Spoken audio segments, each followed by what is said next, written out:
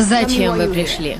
Речь о моем сыне. Мы с его отцом не живем вместе уже 7 лет, он ушел от меня к другой. Теперь он хочет забрать сына, чтобы помогал ему на ферме. Но не отец растил его, а я, и он должен остаться со мной. И ты пришла, чтобы я рассудила ваш спор? Я принесла вам в дар молока от моего стада.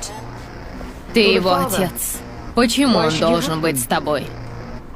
Она не давала мне с ним видеться. А теперь мне нужна помощь. Он в подходящем возрасте, и он мой единственный сын. Клянетесь ли вы оба подчиниться моему решению? Да.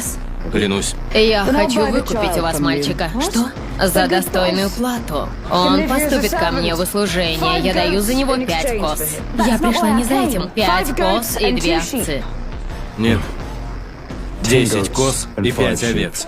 Ребенок останется с матерью. Что? Ты пытался продать своего сына. Ты недостоин быть отцом. Убирайся. Давай, пошел вон. Спасибо.